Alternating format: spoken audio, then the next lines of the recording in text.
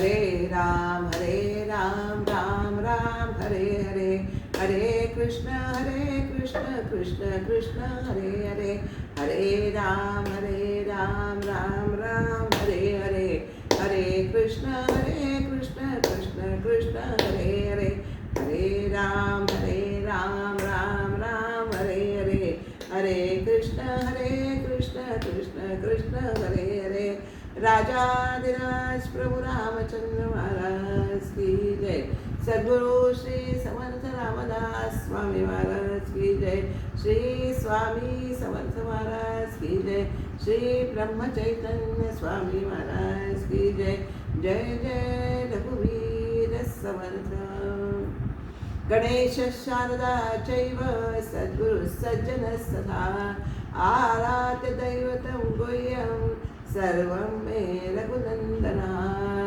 गुरुर्ब्रह्मा गुरुर्विष्णु गुरुर्देवो महेश्वरा, गुरु साक्षात् परब्रह्म तस्मै श्री गुरवे नमः। श्री गुरुदेव दत्त। शुकासारिके पूर्ण वैराग्य दासे, वसिष्ठा परिज्ञान योगेश्वराचे, कवी वाल्मिका सारिका मान्य ईसा, नमस्कार माझा सद्गुरु रामदासा। मला वाटते अंतरित्वा वसावे, तुझ्या दास बोधासे बोध व्हावे। अपत्या परी पाववी प्रेमग्रासा, महाराज या सद्गुरु रामदासा। राजाधिराज प्रभु रामचंद्र महाराज की जय। सद्गुरु श्री समर्थ रामदास स्वामी महाराज की जय। जय जय रघुवीर समर्थ। श्री रामरायांच्या चरणी, श्री स्वामींच्या चरणी, श्री समर्थ रामदासांच्या चरणी आणि श्री ब्रह्मचैतन्य गोंदवलेकर महाराजांच्या चरणी आणि आपणा सर्व श्रोत्यांस वंदन करून आपण आज दशक 7वा समास 6वा नाव आहे बद्ध मुक्त निरूपण, यावर विवरण करणार आहोत। त्यापूर्वी आपण सद्गुरूंच्या स्तवनातल्या काही ओव्या बघून पुढे जाणार आहोत। सद्गुरु स्तवन हे बघा, गेल्या ह्याच्यात मी तुम्हाला सांगितल्याप्रमाणे आत्ताच माझ्याकडनं ओवीबद्ध स्वरूपात रचलं गेले आहे, त्यामुळे ते स्तवन करून आपण पुढे जाऊया। श्री गणेशाय नमः। श्री सद्गुरवे नमः।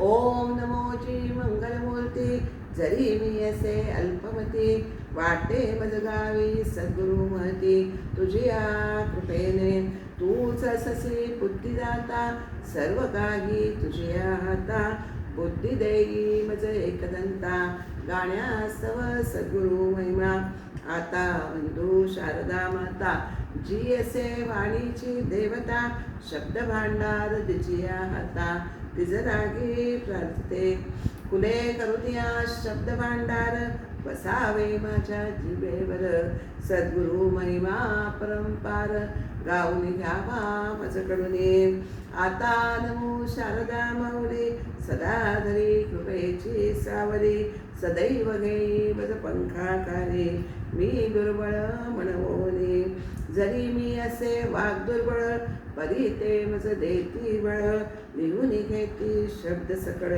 माझी हातुनी, आता वंदिते स्वामी चरणी, तैसेची वंदिते ब्रह्मचैतन्य चरणी, हाती घेतली वंदुनी लेखणी, सद्गुरु महती गावयाला, सद्गुरु महती गावयाला। श्री सद्गुरवे नमः। श्री स्वामी समर्थाय नमः। श्री समर्थ रामदास स्वामी महाराज की जय। श्री स्वामी समर्थ महाराज की जय। जय जय रघुवीर समर्थ। बद्ध मुक्त निरूपण हे या समासाचं नाव आहे। यामध्ये श्रोत्याने वक्त्याला अतिशय महत्त्वाचा असा प्रश्न विचारला आहे। ज्यांनी परमार्थ मार्गाला नुकतीच सुरुवात केलेली, आरंभ केलेला आहे, अशा सर्वांनाच हा प्रश्न पडत असतो। आणि तो प्रश्न काय आहे? तो असा प्रश्न आहे की निरूपण ऐकताना मध्ये अगदी ब्रह्माकार होते, पण निरूपण ऐकून आल्यानंतर आपण जेव्हा नित्याचे व्यवहार करतो ना, तेव्हा तेच मन अगदी खालच्या पातळीवर उतरून जाते. आपण निरूपणात काय ऐकले आहे ते अजिबात आठवत नाही, धडपणे स्मरत नाही, विसरच पडून जातो संपूर्ण जणू काही त्याचा. मग होते काय की परमार्थाच्या नादाने धड प्रपंच नीट होत नाही आणि प्रपंचामध्ये मन गुरफटल्यामुळे आपल्याला परमार्थही धडपणे साधता येत नाही. तर म्हणजे सत्संगती आणि सद्गुरूंच्या मुखाने केलेले श्रवण यामुळे परमात्म स्वरूपाची आपल्याला स्वस्वरूपाची खरी ओढ लागलेली असते साधकाला. पण प्रपंचाचे प्रेम हे अजून पूर्णपणे सुटलेले नाही आहे. त्यामुळे व्यवहार करू लागलं की मन साहजिकच त्याच्यामध्ये चटकन रमून जाते. पण आता ह्या प्रश्नाचं उत्तर समर्थाने आपल्याला अगदी उत्तम प्रकारे दिले आहे बरं का. त्याच उत्तराचा आपल्याला सारांश असा सांगता येईल की प्रपंच आणि परमार्थ किंवा बद्ध आणि मुक्त या देहाच्या परिस्थितीशी काहीही संबंध नाही. हे प्रथम आपण सगळ्या साधकांनी आपण नीट ध्यानात घेतले पाहिजे. बद्धपणा आणि मुक्तपणा या जीवाच्या अवस्था आहेत. त्यामुळे आपल्याला बद्धमुक्त असा अवस्था या ज्या जीवाच्या अवस्था आहेत त्या मुळातच मायामय आहेत. मायेपासून त्या उत्पन्न झालेल्या आहेत. मृगजळाप्रमाणे आकाशात अभ्र आले की त्या अभ्राप्रमाणे त्या मिथ्या आहेत. हे आपल्याला समजून घ्यायचं आहे. मुळात स्वप्न आपल्याला झोपेत स्वप्न पडतं, पण जागे झाल्यानंतर ते स्वप्न तात्काळ नाहीसं होतं की नाही.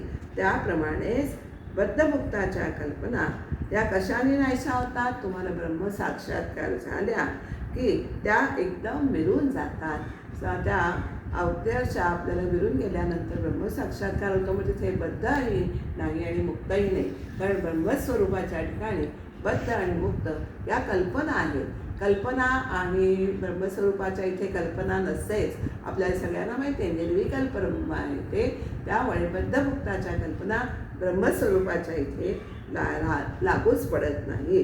त्यामुळे आपल्याला बद्ध आणि मुक्त ह्या कल्पना आहेत ना, त्या अंतर्यामी अनुभवाच्या असतात. अगदी मोठा जरी सत्पुरुष झाला तरी त्याला देहाने या जगात वावरावंच लागतं. त्यामुळे काय होतं बद्ध या जगात बद्धपणाने जगत असतो आणि मुक्तपणाला बाधा न आणता या जगात जगत असतो. जगात वावरण्याने आणि एक लक्षात ठेवायचं आहे, आपण जरी मुक्तपणाला बाध न येता वावरत असतो. आपल्याला सगळ्यांना असं वाटतं, सामान्य लोकांना ज्या अज्ञानी आहेत त्यांना, की आपण आपल्याला जगात वावरण्याने ही मुक्तावस्था भ्रष्ट होते. पण जगात वावरण्याने मुक्तावस्था कधीच भ्रष्ट होत नाही. तर जगामध्ये रमल्यामुळे ही आपली मुक्तावस्था आहे ना ती भ्रष्ट होते. तेव्हा आपण काय करायचं आहे, जगामध्ये रमायचं नाही आहे. आपण ह्या जगाच्या हे दृश्य मिथ्या आहे असं जाणून या जगात राहायचं आहे, पण जगापासून अलिप्त राहायचं आहे. त्याच्यामध्ये आपलं मन गुंतवायचं नाही. ज्याप्रमाणे आपण नेहमीच कमलदलाचं उदाहरण देतो. पाण्यात असून कमलपत्र हे अगदी पाण्यापासून अलिप्त असतं की नाही. त्याप्रमाणे आपण या जगदृश्य जगतामध्ये दृश्यापासून अलिप्त तऱ्हेने वावरायचं आहे. याच्यामध्ये बिलकुल रमायचं नाही आहे. तर आपल्याला ती मुक्तावस्था आपल्याला अनुभवायला येऊ शकते. आता मुक्तावस्था आपल्याला माहिती आहे की बद्धाला काय असतं, बद्धपणाच्या देहबुद्धीचं बळ त्याच्याकडे असतं. बद्धाच्या ठिकाणी देहबुद्धीच्या बळाने त्याला स्वस्वरूपाचा स्पर्शही नसतो. त्याचा स्पर्श होत नाही, त्याचं त्याबद्दलचं अज्ञान असतं. आणि मुक्ताला काय होतं, आत्मबुद्धीच्या बळाने त्याला दृश्य विश्वाचा स्पर्श होत नसतो. तो काय करतो, दृश्य विश्व हे संपूर्ण मिथ्या आहे असं म्हणून तो जगत असतो. आणि बद्धाचं मन मात्र दृश्य विश्व हे सत्य आहे असे समजून दृश्यामध्ये मीपणाने वावरत असतं. आणि आत्मस्वरूप हे ब्रह्म हेच पूर्ण सत्य आहे असं म्हणून मुक्त ह्याच्यामध्ये जगामध्ये मुक्ताचं मन उन्मन होऊन तो वागत असतो. म्हणूनच मग अशी म्हणतात तसं वास्तविक शुद्ध ब्रह्माच्या ठिकाणी बद्ध देहबुद्धीही नाही आणि आत्मबुद्धीही पण नाही, कारण ते स्वतः सिद्ध आहे. त्यामुळे त्या ठिकाणी बद्धपणही नाही आणि मुक्तपणही नाही. हे सगळे मानवी दृष्टीने निर्माण केलेले भेद आहेत, हे आपण लक्षात घ्यायचं आहे. मानवी बुद्धीमुळे हे भेद निर्माण झाले. म्हणून बद्ध आपल्याला काय होतं की दृश्याचा अनुभव पाया घेतल्याशिवाय आपल्याला विचार करता येत नाही. ब्रह्माला कोणती उपमा द्यायची तेव्हा ते दृश्यातलीच उपमा द्यायला लागते, कारण दृश्यामध्ये त्याच्यासारखी उपमा नाहीच, पण त्याच्यामध्ये आपल्याला त्यातल्या त्यात जवळ जाणारी ती उपमा जी आहे ते आकाशाची. गगनसदृशम ब्रह्म असं म्हणजे आपण म्हणतो, गगनाची उपमा आकाशाची उपमा ब्रह्माला दिली जाते. परंतु म्हणूनच विचार करता येत नाही. म्हणून आपण काय समजायचं आहे की बद्ध आणि मुक्त या अवस्थांचा आपण देहाच्या दृष्टीने विचार करतो, तो अतिशय चुकीचा आहे. या आपल्याला या एवढ्या विवरणावरनं आपल्याला लक्षात घ्यायचं आहे.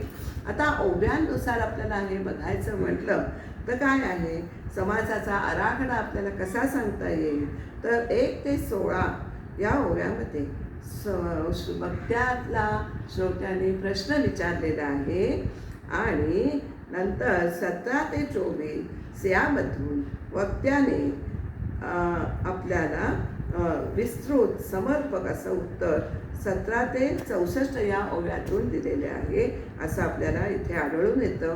आणि ब्रह्माकार वृत्ती अखंड राहावी म्हणून काय करावे असं वक्त्याला श्रोत्याने विचारलंय. ते आता आपण ओव्यांच्या स्वरूपानुसार बघूया. बद्ध आणि मुक्त या संकल्पना आहेत त्या जीवाच्या आहेत. ब्रह्मतत्व हे त्यापासून अत्यंत वेगळं आहे, अगदी वेगळं आहे. ब्रह्मतत्व विवरणास खरं म्हटलं तर येथूनच सुरुवात होते बरं का. ब्रह्मतत्वचे विवरण करतो आपण तर या समासापासूनच ब्रह्मतत्व विवरणास सुरुवात होते. काय कशासाठी सांगतोय आपण हे तर जीवभाव आणि ब्रह्मभाव हे सूत्र समजून घेण्यासाठी हा सगळा खटाटोप आहे. जीवभाव आणि ब्रह्मभाव हे सूत्र समजावून घेण्यासाठीच हा सगळा खटाटोप आहे. ज्यांची वृत्ती ब्रह्माकार झाली आणि त्यांनी देह ठेवला तेच मुक्त आहेत का असा प्रश्न आपल्याला इथे श्रोत्यांनी विचारलाय. आणि ब्रह्माकार वृत्ती झाली म्हणजे आपलं असं त्याला असं मनात शंका असेल की ब्रह्माकार वृत्ती होते म्हणजे तो ब्रह्मतत्वात विलीन होतो, म्हणजेच तो देह सोडतो का. ब्रह्माकार वृत्ती झालं की देह टाकणं हे देह सोडतो का असा त्याच्या मनात ती शंका असेल. आता ब्रह्माकार वृत्ती झाली आणि त्यांनी देह ठेवला तेच मुक्त झालेत का फक्त, मग व्यास महर्षी या इत्यादी मुनी जे आहेत ते मुक्त नाहीत का असा श्रोत्याला प्रश्न पडतो. आणि त्याच्या मनात एक वेदवचन असतं आहे, ते त्यांनी प्रमाण मानलेलं आहे. वेदवचन प्रमाण आहे, शुको मुक्तो वामदेवो वा हे श्रुती असं आपल्याला इथे ओवी आहे. आपण ओवीमध्ये बघणारच आहोत. शुक आणि वामदेव हेच दोन्ही मुक्त आहेत. आरंभापासून शेवटापर्यंत अजून कोणीही दोघंच मुक्त झाले का असा या वचनाचा अर्थ आहे.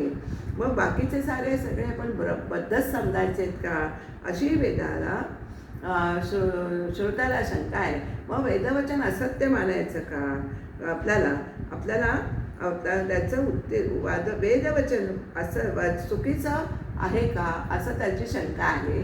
तर वेदवचन हे चुकीचं नाही आहे ते आपल्याला समर्थ पुढे सांगतायत. कारण जेवढा श्लोक आपल्याला ही 2च नावं त्यांनी उदाहरणादाखल दिलेली आहे. त्यामुळे जो श्लोक दिला आहे तो आपण श्लोक पुढे बघणार आहोत. त्यातील सर्व ही थोर आणि ज्ञानी आहेत, यांचे स्मरण इथे केलेले आहे. तर आता आपण ओव्यानुसार आपण बघूयात.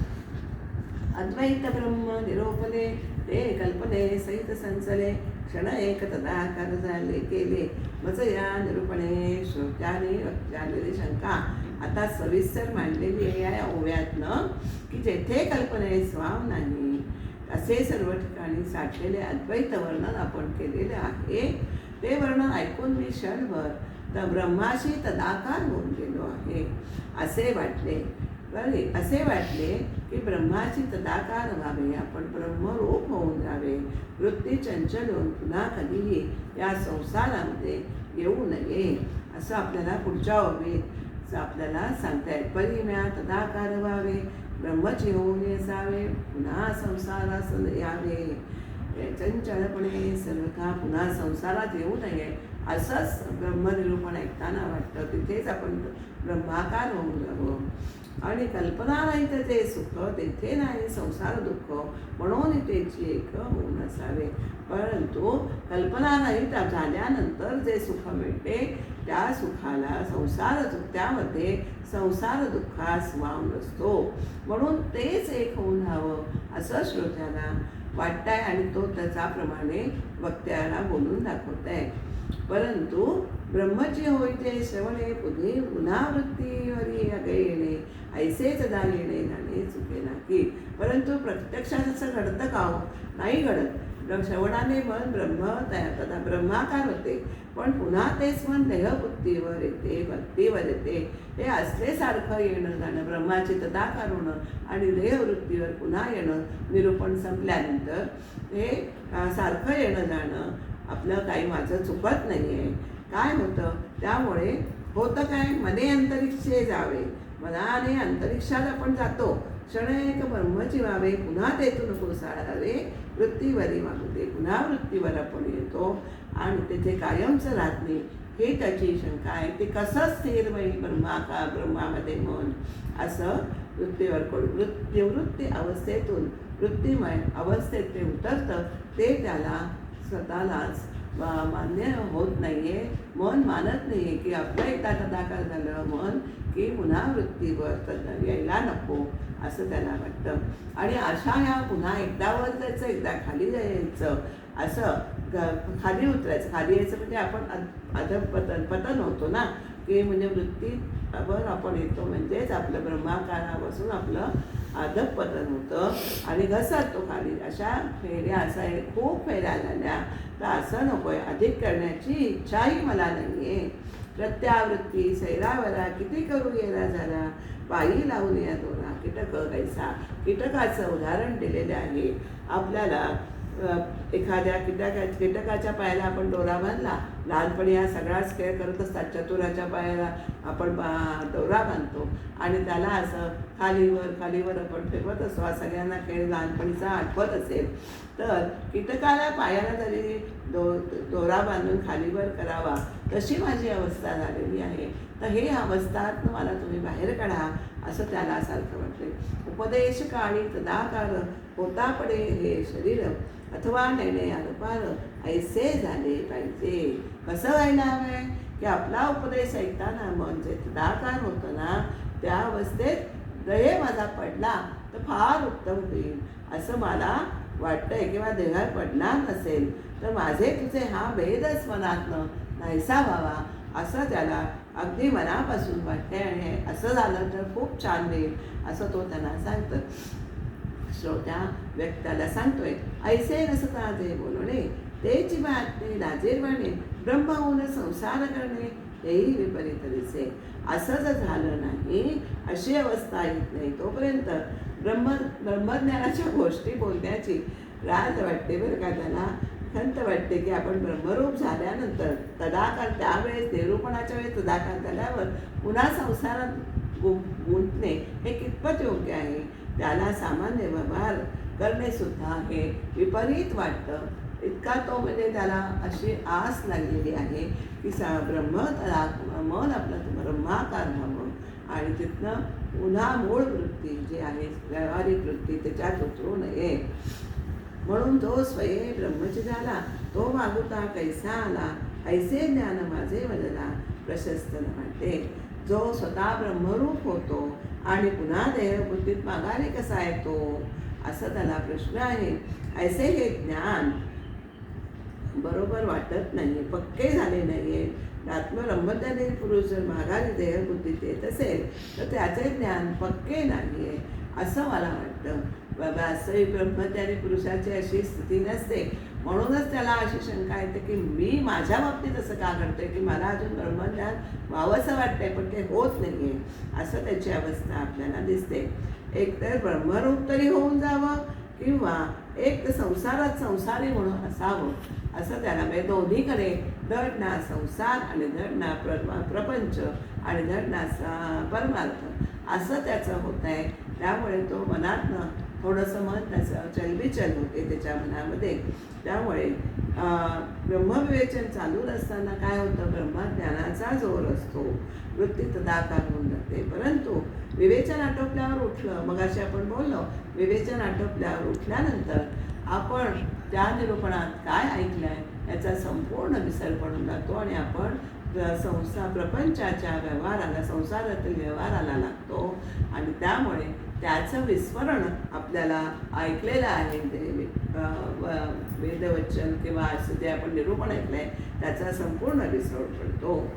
त्यामुळे आणि संसारीचं दोन्हीकडे प्रण काढावे, किती म्हणजे आपल्याला दोन्हीकडे आपले 13,000 होते हे आपल्याला पुरं झालेले आहे.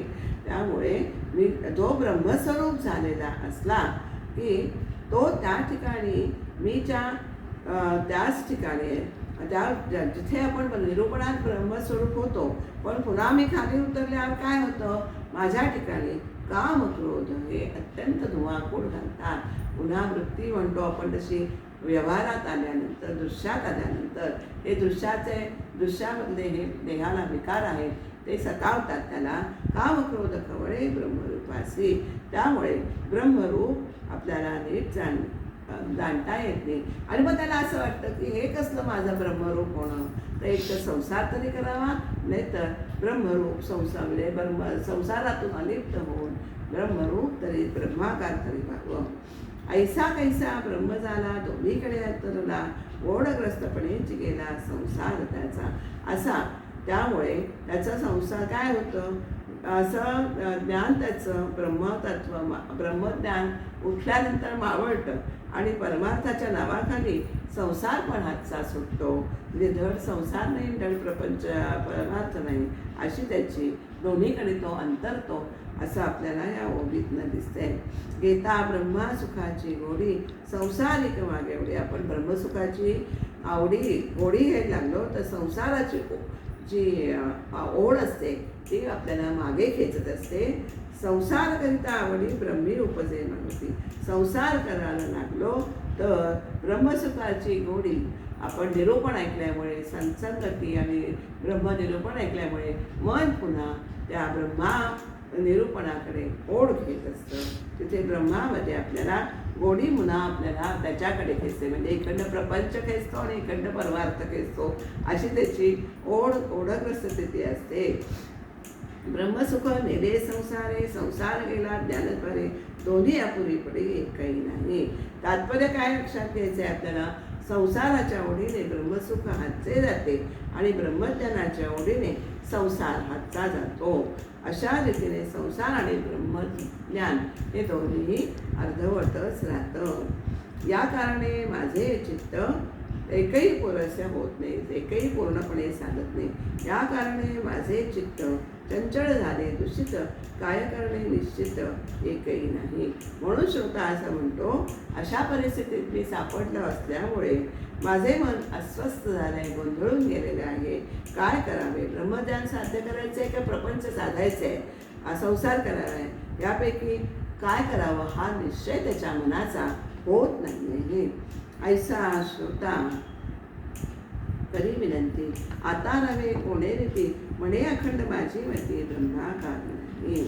श्रोता काय म्हणतोय आपल्याला, मग श्रोत्यानेच विनंती केली आहे, आता आम्ही कोणत्या रीतीने जीवन कंठावं, असं की माझे मन अखंड ब्रह्माकार होऊन राहत नाही आहे.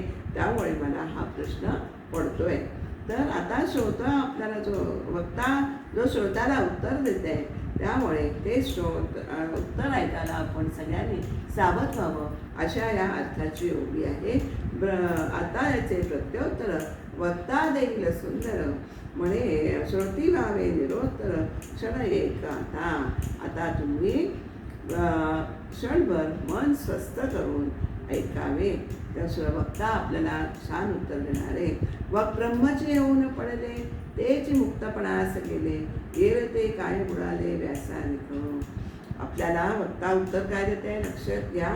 ब्रह्माशी तदाकार झाल्याबरोबर ज्यांनी देह ठेवला, म्हणजे बघाशी मी तुम्हाला म्हटलं की ब्रह्मा स्वरूपात विलीन होणं म्हणजे त्याच्याशी एकरूप होणं.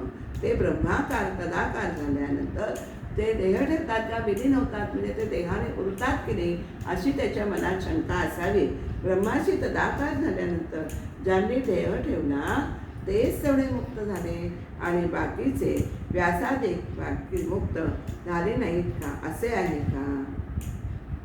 यासारखं श्रोताक विनती करी पुढती, शुको मुक्तो वामदेवो आहे सुखी, दोघेचे मुक्त आधी अंती बोलत असे. श्रोता त्याला विचार काय करतो, नम्रपणे विनंती करतो, पुन्हा विचारतोय की शुक आणि वामदेव हे दोघेच मुक्त झाले आहेत का, असे वेदवचन आहे. शुको मुक्तो वामदेवो वा अशी श्रुती आपल्याला सांगते. मग आरंभापासून आत्तापर्यंत अंतापर्यंत अखेरपर्यंत हे दोघंच मुक्त झाले आहेत असा या वचनाचा अर्थ आहे. तर वेदांच्या वचनाप्रमाणे शुक आणि वामदेव हे दोघेच मुक्त झालेले आहेत आणि बाकी सगळे बद्धच समजावे असं वेदवचन आहे. तर वेदवचन आपण चुकीचं कसं मांडणार असं त्याला प्रश्न आहे. अशा रीतीने वेदवचनाचा आधार दाखवून आपल्याला ही श्रोत्याने नवीन शंका उत्पन्न केलेली आहे असं आपल्याला दिसतं. आणि शुक आणि वामदेव मुक्त आहे, बाकीचे सारे बद्ध आहेत असं मोठ्या आदराने तो इथे प्रतिपादन करतो.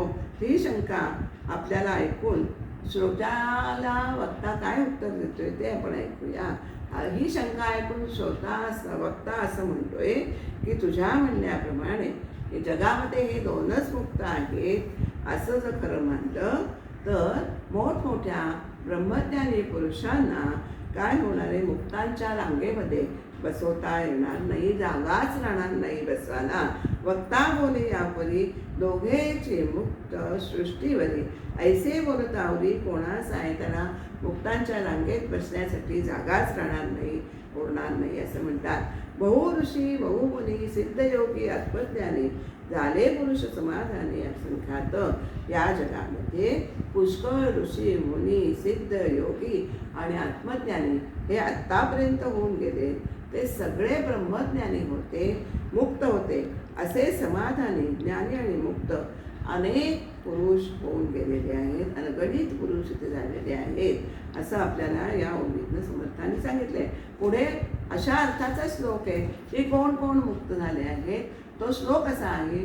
प्रल्हाद नारद पराशर पुंडलिक व्यासांबरीश शुकसौनक भीष्मदाल्व्यान रुक्मांगदार्जुन वसिष्ठ विभीषणादीन पुण्यानिमान परम भागवतान स्मरामी असा आपल्याला पांडव गीतेतला श्लोक आहे असं तिथे दिलं आहे, पांडव गीता असं. आणि पुढे सुद्धा भागवतातला एक श्लोक त्याने दिलेला आहे. कवीर हरी अंतरिक्ष प्रबुद्ध पिप्पलायन आविर्होत्रोथ द्रुमिलश्चमस करभाजन असे हे आपल्याला 9 नारायण स्वरूप महात्मे भागवतातही सांगितलेले आहे. श्लोकाचा अर्थ आपल्याला सगळ्यांना कळलेला आहे. प्रल्हाद, नारद, पराशर, पुंडलिक, व्यास, अंबरीश, शुक, शौनक, भीष्म, दाल्भ्य, रुक्मांगद, अर्जुन, वसिष्ठ, विभीषण इत्यादीचे भगवत भक्त पुरुष होत गेले, त्यांना मी त्यांचे स्मरण करतो. आणि कवी हरी अंतरिक्ष प्रबुद्ध पिप्पलायन आविर्होत्र आणि ध्रुवील चमस आणि करभाजन हे 9 नारायण स्वरूप महात्मे मोठे मुक्त आणि ज्ञानी होऊन गेले आहेत. आता याही वेगळे थोर ब्रह्मा विष्णू महेश्वर आदी करून दिगंबर विद्यानिक. कोण कोण अजून याच्यापेक्षा थोर आहेत तर ब्रह्मा आहे, विष्णू आहे, महेश्वर आहे, नंतर आज दत्तात्रेय आहे आणि विदेही जनक इत्यादी आणखी कितीतरी पुरुष हे थो ज्ञानी होऊन गेलेले आहेत. शुक वामदेव मुक्त झाले, हेर हे अवघेच बुडाले, या वचना विश्वासले ते पडत मूर्ख कोणाला म्हणतायत? समर्थ शुक वामदेव हे दोनच मुक्त झाले, बाकी सगळे अगदी बुडून गेलेले आहेत. या वचनावर जे विश्वास देत ना त्यांना पडत मूर्ख समजावं, असं इथे समर्थाने स्पष्ट सांगितलं आहे. खरं वांगायचं कारण असं आहे की शुको मुक्त वामदेव वा हे वचन उपनिषदांमध्ये आढळतच नाही. परंतु हे दोघे ब्रह्मज्ञानी आहेत, यामध्ये बिलकुल शंका नाही आहे. पण बाकीचे ज्ञानीपुरुष त्यांच्या तोडीला येत नाहीत, असा समजणे हे म्हणणे हे ब्रह्मस्वरूप कळलेच नाही असे दाखवणे आहे. म्हणजे त्यांच्या बाकीचे हे सगळे जे आपण उल्लेख केलेले एवढे लोक त्यांच्या तोडीचे नाही असं म्हणणं म्हणजे ब्रह्मस्वरूपाचं स्वरूपच, ब्रह्मज्ञानाचं स्वरूपच कळलेले नाही असं आपल्याला दाखवण्यासारखं होईल. तरी वेद कैसे बोलला, तो काय तुम्ही मिथ्य केला, ऐकोन वक्ता देता झाला प्रत्योत्तर.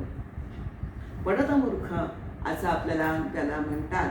तो असा आहे की तो दोघांनाच फक्त म्हणतो आणि बाकीचे सगळे ब्रह्मज्ञानी नाहीत असं म्हणतो. तो पडत मूर्ख ऐकून श्रोता पुन्हा काढतो. वेदाने जर असं सांगितले तर आपण त्यांचं म्हणणं खोटं कसं मानायचं? तो काय तुम्ही मिथ्या केला, ऐकून वक्ता उत्तर देता प्रत्युत्तर. आता वक्ता त्याला काय उत्तर? तर वक्ता या आक्षेपाचं निरसन करतोय. वेदाने आपल्याला तरी सांगितलंय, वेदाने मांडलेला पूर्वपक्ष, वेद बोलिला पूर्वपक्ष, वेदाने हा पूर्वपक्ष मांडलेला आहे. आणि मूर्ख जो आहे ना तो तिथेच फक्त बघतो, तेवढंच बघतो, तेच खरं मानून चालतो. ते मूर्खला तेथेच लावी लक्ष, साधू आणि वित्पन्न दक्ष त्याचे हे न म्हणे. पण जे विद्वान आहे, साधू आहे, चतुर आहेत माणसे, ते तेवढंच खरं मानत नाहीत. कारण वेदाने सहज एक बाजू मांडलेली आहे आणि संपूर्ण सत्य समजण्यासाठी आपल्याला दुसरी बाजूही बघणं हे तेवढंच गरजेचं असतं. तथापि तेथे गुणवृत्पन्न आणि दक्ष त्यांना हे मान्यच होत नाही. परंतु समजा आता ते पुढे म्हणतात, तथापि हे जरी मानिले तरी वेद सामर्थ्य बुडाले, वेदाचे उतरले न बचे कोणा.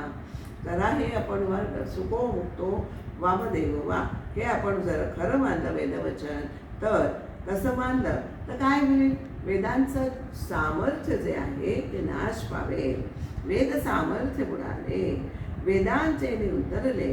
आणि कारण मग वेदांच्या सामर्थ्याने कोणाचाही उद्धार होणं शक्य नाहीये. जर हे वचन खरं मानलं तर हा पुढचा त्या म्हणतोय की वेदांचं सामर्थ्यच नष्ट पावेल आणि मग वेदांच्या सामर्थ्याने कोणाचाही उद्धार होणं शक्य नाहीये. जर वेदांच्या अंगी सामर्थ्य नसेल तर मग वेदांना विचारणार कोण? म्हणजे वेदांच्या अंगी सामर्थ्य नाही कोणाचं ब्रह्मज्ञान करून देण्याचं जर नसेल तर त्याला कोणी वेदांना विचारणारच नाही. म्हणून ही वेदी सामर्थ्य असेल जन उद्धाराव्या. म्हणून खरं अशी वस्तुस्थिती नाही आहे. म्हणून जीवाला मुक्त करण्याचं सामर्थ्य हे वेदांमध्ये नक्की असतंच. या ठिकाणी शंकेला अजिबात जागा नाही आहे. आता वेदांचं महत्त्व काय आहे आपल्याला ते सांगतात. वेदाक्षरकडे ज्यासी तो बोलिले पुण्यराशी, म्हणून वेदी सामर्थ्याचे काय होणे. आपल्याला सगळ्यांना माहिती आहे की दशग्रंथी ब्राह्मण हे त्यांचं आयुष्याची 12 वर्ष या वेद पठणात, वेद शिकण्यासाठी घालवतात. म्हणजे ज्यांना वेदांचा अभ्यास करतो त्याला महापुण्याशाळा, म्हणूनच त्यांना महापुण्याशा राशी समजतात आणि आपल्याला त्याला पुण्यराशी म्हटलेलं आहे. त्यामुळे भाग्यानेच अशा आपल्याला म्हणता येईल वेदांच्या सामर्थ्यामुळे, त्या कारणाने वेदांच्या सामर्थ्यामुळे यामुळे कधीच कमीपणा येत नाही. वेदशास्त्र पुराण भाग्ये झाली श्रवण, तेने होई ते पावन, हे बोलते साधू. संत सज्जन काय म्हणतात की वेदशास्त्र पुराणांचं श्रवण हे अत्यंत भाग्य असेल तरच घडतं आणि ते आपल्याला घडलं तर आपण माणूसच पावन होऊन जातो. आता कसं आहे, अशा श्लोकांच्या मालिका, संपूर्ण एक श्लोक किंवा अर्धा श्लोक किंवा एक भाग त्या श्लोकांचा अशा श्रवण केल्यानंतर आपले नाना प्रकारचे दोष हे निघून जातात. काय हवी आहे? श्लोक अथवा श्लोकार्ध नाही तरी श्लोकपाद श्रवण होता एक शब्द नाना दुसरती. श्लोक ऐकला तर उत्तम, अर्धा श्लोक ऐकला तरी उत्तम, नाहीतर श्लोकाचा एक चरण ऐकलं तरी चालतं, पण त्यातला एक शब्द जरी तुम्ही ऐकलात ना तर त्याच्यामुळे आपले नाना प्रकारचे दोष जातात. मला इथे ते सांगावंसं वाटतं, माझी आईची आई ही 12 महिने 13 काळ हे म्हणतात श्रवण आहे, त्याप्रमाणे कायम पुराणाला जायची, श्रवण करायची. का भागवत निरूपण असो, कथा असो, श्रवण तिच्याकडनं अत्यंत घडलेलं आहे आणि तिची आवडी ही माझ्यात उतरली आहे असं मला वाटतं. माझ्या आईकडे ती उतरली आणि आईकडनं माझ्याकडे उतरली असं मला इथे नमूद करावं असं वाटतं. त्यामुळे वेदशास्त्रांच्या पुराणांमध्ये अशा अनेक प्रकारच्या मालिका ज्या म्हणतो आपण, अशा वाक्यांच्या मालिका आढळतात आणि खरोखर हा वेदांचा महिमा, अगाध महिमा तो सांगितला आहे कोणी? आपल्याला व्यास महर्षीने सांगितलेला आहे. 18 पुराण नंतर एवढं शास्त्र आणि पुराण यामध्ये अशा अर्थाच्या मालिका आपल्याला आढळतात. आणि एकाक्षर होता श्रवण तत्काळची होई जे पावन, ऐसे ग्रंथांचे महिमान ठाई ठाई बोलले. एक शब्द जरी कानावर पडला तरी माणूस पावन होऊन जाण्यास उशीर लागत नाही. अशा ग्रंथांचा मोठेपणा अनेक ठिकाणी आपल्याला सांगितलेला दिसतो. दोही वेगळा तिचा नुधरे तरी महिमा कैसा उरे. हे जर दोघंच उद्धरले आहेत, तिसरा कोणी उद्धरलाच नाहीये, मग अशा वेदांचा महिमा कसा शिल्लकच उरणार नाही. तर आपल्याला असो हे आपल्याला आता लक्षात काय घ्यायचं आहे, चतुर्पुरुषांना हे अत्यंत बरोबर समजतं की कसो हे जाणीते चतुरे येदा गोठागुरी. बाकीच्यांसाठी हा गडबड घोटाळा आहे हे आपल्याला सगळा गोंधळ आहे त्या वाक्यामध्ये असं वाटेल, पण चतुर्वांना मात्र असं कधीच वाटत नाही. वेदशास्त्रे पुराणे कैसी होती अप्रमाणे, दोघांवाचून दुसरा कोणी उद्धरावा. आपल्याला त्यामुळेच वेदशास्त्र पुराणे सांगतात ते त्याच्यावर विश्वसनीय आहे, त्याच्यावर विश्वास ठेवायचे. आणि शुक आणि वामदेव या दोघांखेरीज अनेक लोकांचा उद्धार या वेदशास्त्र पुराणांच्या मुळे घडलेला आहे असं आपल्याला इथे सांगितलंय. आता पुढे आपल्याला ब्रह्मारूप होतं म्हणजे तो काष्टवत होतो असा एक समज आपल्याला अज्ञानी लोकांचा असतो. तर ते इथे आपल्याला ते स्पष्ट करतायत. म्हणसे काष्टी लागोन पडला तोची एक मुक्त झाला, तो शुक तोही अनुवनला नाना निरूपणे. ब्रह्मस्वरूप झाल्यानंतर जो असतो पुरुष त्याचं काष्टवत होतो का असं त्याची शंका आहे. म्हणजे त्याचे जे व्यवहार आहेत ते संपूर्णपणे त्याची देह व्यापाराची शुद्ध ही नाहीशी होऊन जाते आणि तो तसा राहतो, तो मुक्त आहे का असं त्याची शंका आहे. म्हणजे काष्टवत म्हणजे काय? लाकडाप्रमाणे निश्चेष्ट होऊन पडणे, तो खरा मुक्त आहे असं समजणं हे अत्यंत चुकीचं आहे. खुद्द शुकानेच आपल्याला अनेक विषयांचं विवेचन केलेलं आढळतो. शुक तोही अनुवदना नाना निरूपणे, शुकमुक्त ऐसे वचन वेद बोलनाय प्रमाण, परितो नवता चेतन ब्रह्माकार. शुक हा मुक्त होता हे वचन तर मानलं पाहिजेच, पण मुक्त आता असा मुक्त शुक हा लाकडासारखा निर्जीव ब्रह्मस्वरूप नव्हता. तो लाकडासारखा असता तर त्याने भागवत वगैरे एवढे ग्रंथ विवरण केलं असतं का? परीक्षितीला शुकांनीच भागवत सांगितलेले आहे ना. शुकमुक्त ऐसे वचन वेद बोलला आहे प्रमाण, परितो नव्हता चेतन ब्रह्माकार. तो ब्रह्माकार झाला असला, मुक्त झाला असला तरी तो लाकडासारखा निर्जीव ब्रह्मस्वरूप नव्हता, तो योगेश्वर होता. शुक जर काष्टवत निर्जीव असता, ब्रह्मस्वरूप असता तर आत्मानात्म विवेक जो आहे त्याला तो सांगताच आला नसता. काष्टवत असता तर तर निरूपण हे सारा जो ब्रह्माकार झाला, जो कष्ट होऊन पडिला, सुख भागवत बोलला परीक्षिते पुढे. सारा उपचार आपण करायला पाहिजे. आत्मस्वरूपाचं वर्णन करण्यासाठी सारा हा विचार करावा लागतो. तो विचार शब्दांनी बोलायला लागतो आणि विषय समजून घेण्यासाठी कधी दृश्य चराचरात त्याला जो योग्य दृष्टांत त्याला शोधायला लागतात. त्यामुळे तो आपल्याला ते विवरण करतात ते म्हणून ते आपल्याला व्यवस्थित पडतो. कधी तो क्षणात आकाशामध्ये ब्रह्माकार होतो, क्षणात पृथ्वीवर येतो. आणि असं एवढं झालं तरीसुद्धा अनेक दृष्टांतांनी तो विवरण असतं ते अत्यंत सहज सुंदर बनवतो. क्षण एकची ब्रह्म व्हावे ही अर्थाची ओवी आहे. क्षण एक ब्रह्मची व्हावे, क्षण एक दृश्य दांडोळावे. दृश्यामध्ये त्याला नाना दृष्टांत करण्यासाठी त्याला दृश्यामध्ये सुद्धा दांडोळा करायला लागतो, शोधायला लागतं. आणि नाना दृष्टांती अनेक प्रकारच्या दृष्टांतांनी तो वक्तृत्व अत्यंत सुंदर सहज सुंदर बनवतो. असो भागवत निरूपण सुख बोलिला आपण तया अंगी बद्धपण लावूच नये. असो आता ह्या विवरणांना आपल्याला असं लक्षात ठेवायचं आहे की स्वतः शुकाने एवढा मोठा आणि अध्यात्माने भरलेला ग्रंथ भागवत ग्रंथ सांगितला आहे. त्याच्या अंगी बद्धपण आपल्याला चिकटवता येईल का? अर्थातच ते बद्धपण सुखाच्या अंगी लागणार नाही. म्हणून बोलता चालता ज्येष्ठित पडले नसता मुक्ती लाभे सायुज्यता सद्गुरू बोधे. आता ह्याच्या सगळ्याचा सारांश काय आहे तर ह्या ओवीमध्ये आलेला आहे.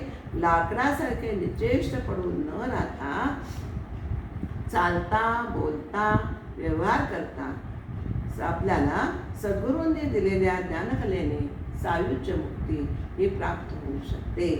आपल्याला ह्या ओवीत असं सांगितलेलं आहे. पुन्हा एकदा सांगते की लाकडासारखं निश्चेष्ट न पडून राहता चालता बोलता व्यवहार करता सद्गुरूंनी जे आपल्याला दिलेल्या ज्ञानकलेने ही सायुज्य मुक्ती आपल्याला प्राप्त होते. आता इथे आपल्याला पुढच्या ओळीमध्ये मुक्तांचे प्रकार सांगितले, त्याचेही आपण स्वरूप समजून घ्यायचे आहे. एक मुक्त, एक नित्यमुक्त, एक जाणावे जीवनमुक्त, एक योगी विधेयमुक्त समाधानी. आपल्याला या ठिकाणी कोणी मुक्त असतात तर कोणी नित्यमुक्त असतात तर कोणी जीवनमुक्त असतात तर कोणी योगी समाधानी विधेयमुक्त असतात. आता इथे आपल्याला अनेक 2-4 शास्त्रांचा उल्लेख करावा लागेल. सांख्यशास्त्रामध्ये काय मानलेलं आहे ते प्रथम आपण बघूया. विधेयमुक्ती आणि जीवनमुक्ती ही सांख्यशास्त्रामध्ये असा भेद आढळतो. ज्ञानाने अविद्या नाश पावते, विवेक बुद्धी उत्पन्न होते आणि पुरुष स्वस्वरूपाला जाणतो. परंतु जी प्रारब्ध कर्म असतात ना ती शिल्लक करण्यामुळे त्यांचं शरीर पडत नाही. जो प्रारब्ध कर्मे असतात तोपर्यंत जीवनमुक्तीच्या अवस्थेमध्ये हा पुरुष राहतो. त्याला प्रकृतीचे बंधन उरतच नाही. आणि जोपर्यंत प्रारब्ध कर्मे असतात तोपर्यंत जीवनमुक्तीच्या अवस्थेमध्ये हा पुरुष राहतो. आणि प्रारब्धाचा कर्माचा भोग पूर्ण झाला की त्याचा देह पडतो आणि तो विदेहमुक्ती प्राप्त करतो. योगामध्ये काय आहे की असंप्रज्ञात समाधीचं नाव आहे. असंप्रज्ञात समाधीचं वर्णन करताना आपल्याला विदेह अवस्थेचं वर्णन केलेलं आढळतं. यामध्ये काय करायचं आहे तर सर्व वृत्तींचा संपूर्ण निरोध साधलेला असतो. आणि अद्वैत वेदांमध्ये काय जीवनमुक्ती मानलेली आहे. ब्रह्मज्ञान झालेले असताना संचित आणि क्रियमाण हे दोन्ही कर्म जी असतात ती भस्म होतात आणि फक्त प्रारब्ध कर्म तेवढंच शिल्लक उरतं. आणि त्याचा क्षय होईपर्यंत प्रारब्ध कर्माचा क्षय होईपर्यंत या ब्राह्मी पुरुषाला देह सोडता येत नाही, नव्हे तो देह सोडत नाही असंच म्हणणं जास्त योग्य आहे. आणि हीच जीवनमुक्ती आहे. तर रामानुजाचार्यांनी मुक्त आणि नित्यमुक्त असे 2 मुक्त मानलेले आहेत. काय याचा अर्थ? भगवंताला शरण जाऊन त्याची कृपा भोगणारे ते मुक्त. पुन्हा सांगते, भगवंताला शरण जाऊन त्याची कृपा भोगणारे ते मुक्त. आणि जे अखंड भगवंतापाशीच राहतात, संसारामध्ये कधी येतच नाही, ते नित्यमुक्त समजावे. आणि जे अखंड भगवंतापाशीच राहतात, ते संसारात येत नाही, ते नित्यमुक्त समजावे. श्री समर्थांनी मुक्त, जीवनमुक्त, विदेहमुक्त आणि नित्यमुक्त असे 4 प्रकार मानलेले आहेत. त्यांची लक्षणं आपल्याला या पुढील ओळीमध्ये ते सांगतायत. सचेतनतो जीवनमुक्त, अचेतनतो द्विदेहमुक्त, देही दोही वेगळे नित्यमुक्त, योगेश्वर म्हणाले. आता काय म्हणतात, जो मुक्त असून जिवंत असतात, जे मुक्त झालेले आहेत पण जिवंत आहेत त्याला जीवनमुक्त समजायचे आहे. आणि मुक्त होऊन ज्यांनी देह ठेवला आहे, मुक्त झालेत आणि देह ठेवला आहे, त्यांना विदेहमुक्त, म्हणजे मुक्त असून जिवंत असतात ते जीवनमुक्त, आणि मुक्त होऊन ज्यांनी देह ठेवला ते विदेहमुक्त समजायचे. पण नित्यमुक्त मात्र या दोन्हीहून वेगळा आहे असतात. कसा आहे, त्यांना आपल्याला योगेश्वर समजायचे. समर्थांनी त्यांना योगेश्वर असं विशेषण लावलेलं आहे. या विश्वामध्ये काय होतं, अध्यात्म विद्या टिकवून ठेवण्याचं काम कोण करत असतात, हे मुक्त पुरुषच करत असतात बरं का. त्यामुळे ते मुक्त पुरुष हे काम अध्यात्म विद्या जी आहे त्यांच्यामुळे टिकलेली आहे. एखादा काळ असा येतो की त्या समय या अनेक लोकांना जे अध्यात्म विमुख झालेले आहेत, परमार्थाच्या विमुख झालेले आहेत, त्यांना अध्यात्माकडे वळवण्यासाठी असं प्रचंड सामर्थ्याची जरुरी असते. त्यामुळे अशा वेळीच ते नित्यमुक्त जे असतात ना, ते जन्म घेतात आणि त्यांनाच आपण अवतारी संत असं म्हणतो. पण अवतार घेतो, अवतार संतांचे. ते कशासाठी, तर अध्यात्म विद्या त्यांना पुन्हा समाजात ही सांगायचेच समाजातील लोकांना. त्यामुळे ते अवतार घेतात आणि त्यांच्या अंगी काय असतं, ब्रह्मज्ञान तर असतंच, पण योगाचंही प्रचंड सामर्थ्य त्यांच्याकडे असतं. त्यामुळेच समर्थांनी त्यांना हे योगेश्वर हे विशेषण लावलेलं आपल्याला इथे दिसून येतं. आणि या नित्यमुक्तांनी जे केलेलं कार्य असतं ते अनेक शतकांपर्यंत, शतकानुशतके हे अत्यंत ताजंतवानं राहतं. त्याला कधीच मरगळ येत नाही. त्या ज्ञानाला आपल्याला इथे आपल्याला असं सांगता येतं. स्वरूपबोधे स्तब्धता, ते जाणावी ताटस्थता, ताटस्थता आणि स्तब्धता हा देह संबंध. आता स्वरूपानुभव येणं हे ज्ञानी पुरुषाचं प्रधान लक्षण आहे. देहावर त्याचे काही परिणाम होतात ही गोष्ट खरी आहे, पण केवळ देहाच्या लक्षणावरून आपल्याला ह्या माणसाला स्वरूपानुभव प्राप्त झाला आहे असं सांगता येत नाही. मुळात लक्षण काय आहे, अहंभाव नाहीसा होणं, देहाचा संपूर्ण विसर पडणं. ते झाल्याशिवाय आत्मसाक्षात्कार हा होतच नाही, होतच नसतो. म्हणजे आपला अहंकार हा पूर्ण मावळून गेला पाहिजे आणि त्याच्यामध्ये आपल्या देहाचाच संपूर्ण विसर पडला तर असं झालं तरच आत्मसाक्षात्कार होतो. म्हणून ज्ञानी पुरुषाचा देह अमक्या अवस्थेमध्ये असतो असा नियम करता आपल्याला येत नाही. प्रारब्ध कर्म जसे असेल त्याच्याकडनं तसंच कर्म घडतं. आणि एखादा ज्ञानी असेल, काय कर्म असतं त्यांचं, तर एखादा ज्ञानी मौन धरून बसेल, तर एखादा ज्ञानी आत्मज्ञानी पुरुष असेल तो दुसऱ्याला निरूपण सांगू शकेल. एखादा मौन धरेल तर एखादा निरूपण सांगेल, लोकांना तत्वज्ञान सांगेल, त्यांना समजेल अशा शब्दात त्यांचे अनुभव सांगेल आणि ब्रह्माचं स्वरूप त्याला कळेल. या दृष्टीने तो अनेक दृष्टांत त्याला आलेले अनुभव आणून सांगत असतो. म्हणजे जसं प्रारब्ध कर्म असेल त्याप्रमाणे त्याच्याकडे या गोष्टी घडतात हे आपल्या लक्षात येईल. एखाद्या वेळी स्वरूप साक्षात्कार झाल्यानंतर काय होतं, आत्मज्ञान झालं की देह स्तब्ध होतो, काहीही हालचाल आपण म्हणतो स्तब्ध होऊन जातो, निश्चल म्हणतो आपण तसा होतो. त्याने त्याचं कर्म करणं थांबतं. परंतु तिचं कर्म करणं थांबणं याच तटस्थ अवस्था असं म्हटलेलं आहे. कारण तटस्थपणा आणि स्तब्धपणा यांचा देहाशी संबंध असतो, स्वरूपानुभवाशी संबंध नसतो. आता परमार्थामध्ये आपल्याला स्वरूपाच्या अनुभवाला हे परमोच्च स्थान आहे. बाकी सगळ्या गोष्टी या निरर्थक असतात. म्हणून आपण स्वतः परमात्म स्वरूपाचा अनुभव घ्यावा आणि समाधान पावावं असं आपल्याला इथे सांगितलेले आहे. येथे अनुभवाचे कारण येर सर्व निकारण तृप्ती व्हावी, आपण आपले अनुभवावे, आपण तो अनुभव घेऊन अतृप्त व्हायचा आहे. स्वरूपी कंठमर्याद जेवला त्यास म्हणती भुकेला, तेने शब्दे जाजा मला हे तो घडेना. याला उदाहरण कसं दिलं आहे बघितलं का, की एक मनुष्य पोटभर जेवलेला आहे, तो भुकेला आहे असं त्याला कोणी म्हटलं तरी तो भुकेला आहे असं म्हटल्याने तो उद्विग्नही होत नाही किंवा अस्वस्थही होत नाही, कारण त्याचं पोट भरलेलं आहे, तो भुकेलाच नसतो ना. त्याचप्रमाणे एखाद्या मनुष्याला स्वरूपाचा अनुभव आल्याने तो पूर्ण समाधानी असतो.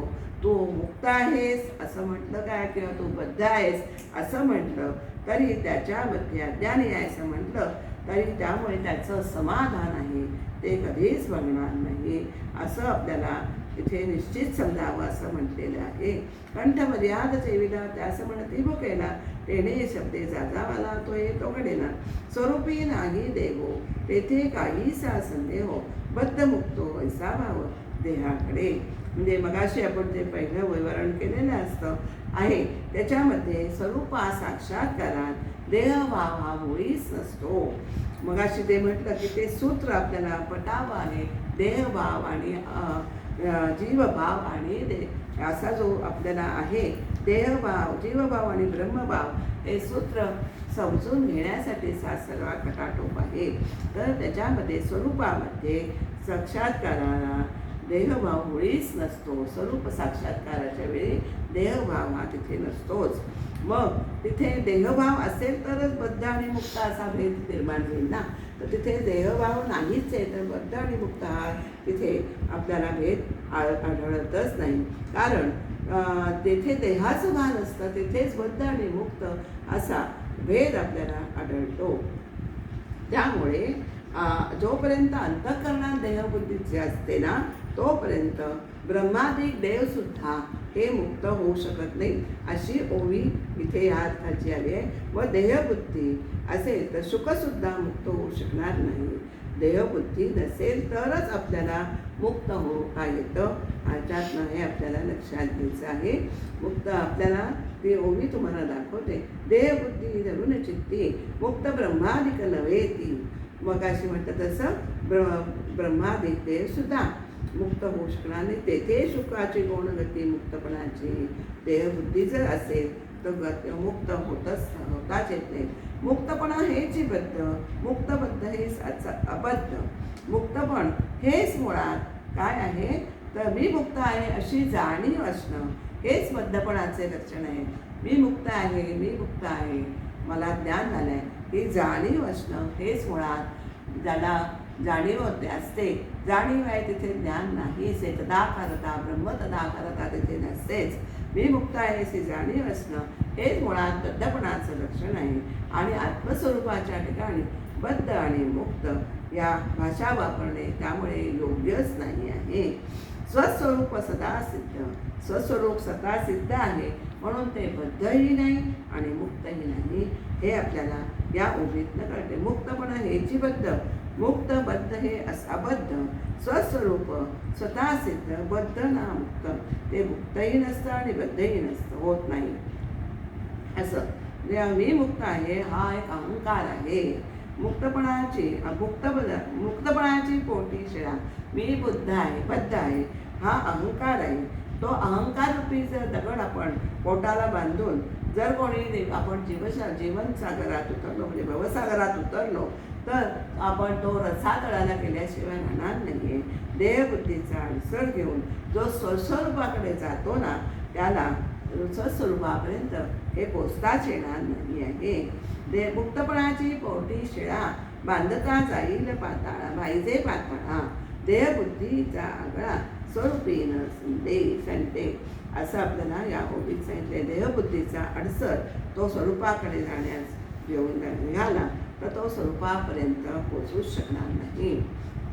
आता तात्पर्याची आपल्याला काय ओवी म्हणतायत, मीपणापासून सुटला तोच एक मुक्त झाला, मुका अथवा बोलिला तरी तो मुक्त. जो मीपणापासून म्हणजे अहमपणापासून अगदी पूर्णपणे मोकळा होतो तोच मुक्त दिशेला पोचतो.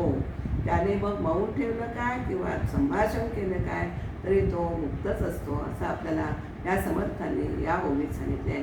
जयासे बाधावे ते व्हावं तेथे कैसा मुक्त भाव, पाहो जाता सकळ व्हावं गुणवार्ता. गुणवार्ता गुण म्हणजे काय? सत्व रज तम या 3 गुणांनी बंधन हे नेहमी उत्पन्न होत असतं. स्वरूपाच्या ठिकाणी या त्रिगुणांना प्रवेशच नाही आहे, प्रवेश ते करूच शकत नाहीये. मग जिथे बंधनच उत्पन्न होत नाही तिथे मुक्तपणा कसा असू शकेल? जिथे बंधन असेल तिथे मुक्त असतात. म्हणूनच स्वरूपाच्या ठिकाणी त्रिगुणांना मुळीच स्थान नाही. जयास बाधावे ते व्हावं तेथे कैसा मुक्त भाव, पाहो जाता सकळ गुणवार्ता. आता श्लोक असा आहे, बद्धो मुक्त इति व्याख्या गुणतो मे न वस्तुता, गुणस्य माया मूलत्वान मे मोक्षो न बंधनम. असं भागवतातला हा श्लोक आहे.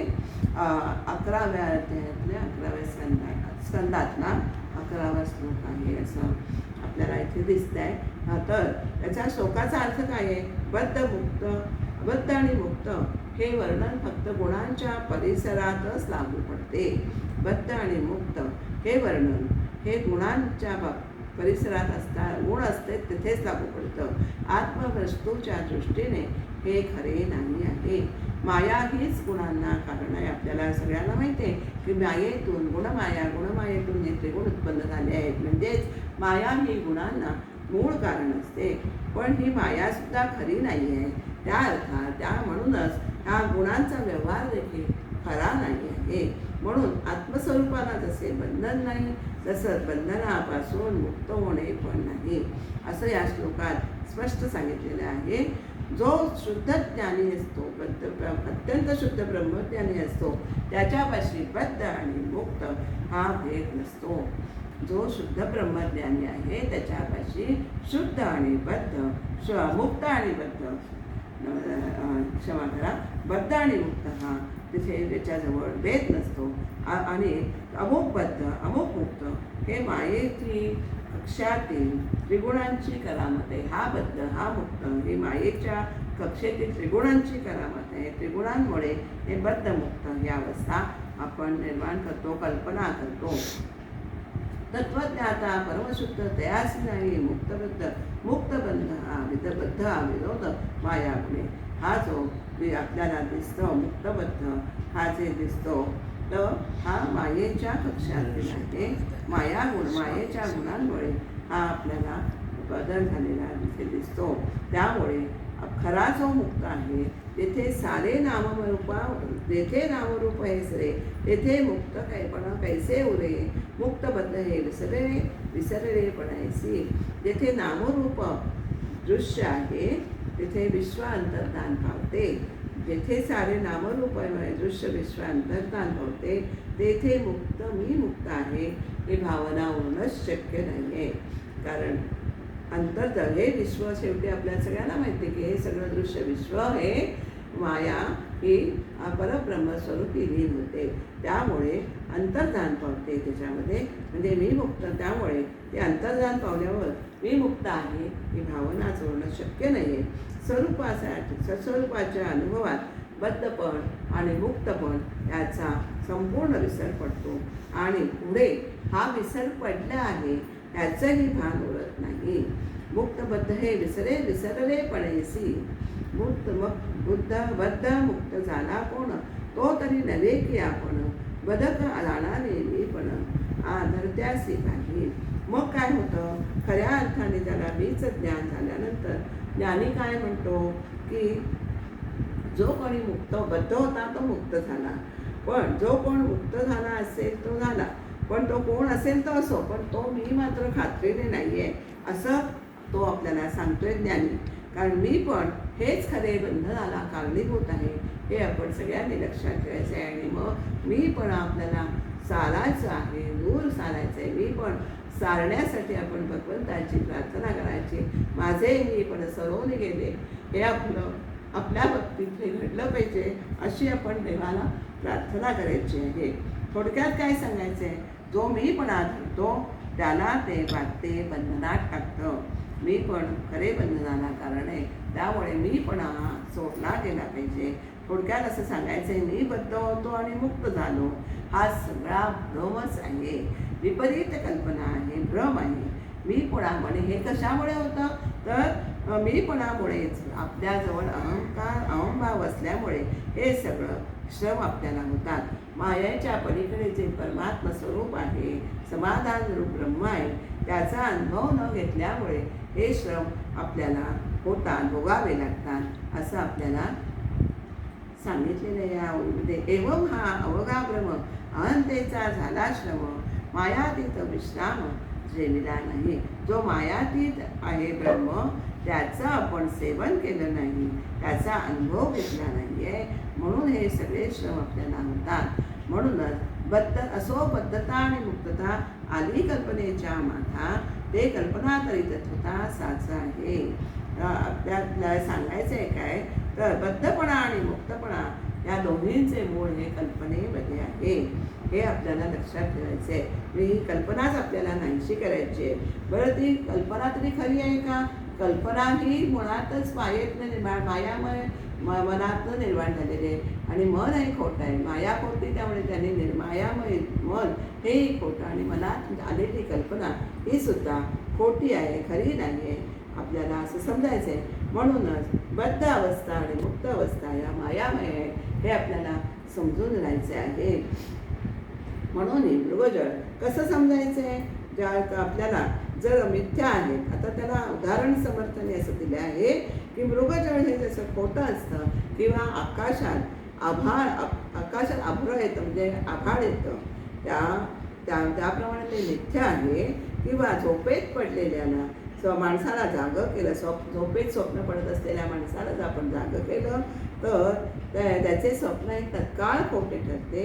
त्याप्रमाणेच बद्धमुक्तपणाच्या मिथ्या कल्पना करणाऱ्यास आपल्याला ब्रह्मसाक्षात्कार झाल्या की त्या कल्पना एकदम विरून जातात. म्हणजे ब्रह्मसाक्षात्कार झाल्या की बद्धमुक्तपणाच्या या मिथ्या कल्पना या ताबडतोब विरून जातात, नाहीशा होतात. आणि म्हणूनच आपल्याला जागृतीच यायचं आहे. ही जागृती पाहिजे की आपण बद्धही नाही आहोत आणि मुक्तही नाही आहोत, आपण स्वस्वरूपावर स्वयंसिद्ध आहोत असं आपल्याला समजायचं आहे. स्वप्नीबद्ध मुक्त झाला तो जागृतीच नाही यायला आला, कैसा कोण कायम झाला काही कळेना. त्यामुळे एका माणसाला स्वप्न पडले, आपण बद्ध आहोत असं त्याला समजलं, आता आपण मुक्त झालो हेही त्याने स्वप्नातच पाहिलेलं आहे. पण जागा झाल्यावर सुद्धा तो बद्धही नसतो पण मुक्तही नसतो. त्यामुळे स्वप्नामध्ये कोण कसा काय झाला हे जागेपणे आपल्याला काहीच ध्यानात येत नाही. म्हणजे स्वप्नामध्ये तो मुक्त झाला काय आणि जागा झाला काय, बांधला गेला, बद्ध झाला का, हे आपल्याला जागेपणे काहीच ध्यानात येत नाही. म्हणून मुक्त विश्वजन दयास झाले आत्मज्ञान, शुद्ध ज्ञाने मुक्तपण समूळ व्हावं. म्हणून काय म्हणायचं आहे, ज्यांना आत्मसाक्षात्कार होऊन आत्मज्ञान प्राप्त झाले ते सगळे मुक्तच समजायचे आहे. तेथे ज्ञान, तेच ज्ञान परिपक्व झालं की आपण मुक्त आहोत ही भावना सुद्धा, ही जाणीव सुद्धा नाहीशी होते. आपल्याला इथे या समासात समर्थाने सांगितलं आहे, म्हणजे आत्मसाक्षात्कार करून आत्मज्ञान झालं ते सगळेच मुक्त आहेत आणि ज्ञान, ते झालेलं ज्ञान हे परिपक्व झालं, म्हणजेच ज्ञानाचं विज्ञान झालं की आपण मुक्त आहोत ही जाणीवसुद्धा तिथे नाहीशी होते. बद्धमुक्त हा संदेह दरी कल्पनेचा देहो, साधू सदा निसंदेहो देहा तिथं वस्तू. बद्धमुक्त कल्पना हा भेद कोण करतं निर्माण? देहबुद्धीमध्ये कल्पना निर्माण होणारी कल्पना हा भेद निर्माण करते. पण आत्मज्ञानी पुरुष ज्याच्या ठिकाणी देहाच्या पलीकडे गेलेला असल्यामुळे, ब्रह्माशी समरस झालेला असल्यामुळे तो सदा साधू सदा निसंदेह देहातीत वस्तू. समरस झाल्यामुळे तो सदैव भेदातीत असतो, संदेह रहित असतो. ही गोष्ट आपल्याला समर्थांनी पुन्हा पुन्हा समजावण्यासाठी सांगितलेली आहे. ब्रह्मस्वरूप आपण व्हायचं आहे आणि ते कोणत्या रीतीने व्हायचं आहे ते समर्थ आता आपल्याला पुढच्या समासातनं सांगणार आहे. त्यासाठी सगळ्या श्रोत्यांनी लक्ष द्यायचं आहे. अशा तऱ्हेने हा 6वा समास दशक 7वा 6वा समास हा समर्पण झालेला आहे. निरूपण सांगितलेलं आहे. झालेली निरूपण सेवा निवारण सेवा ही समर्थ चरणी रामाच्या चरणी अर्पण करते. श्रीराम समर्थ. श्रीराम जय राम.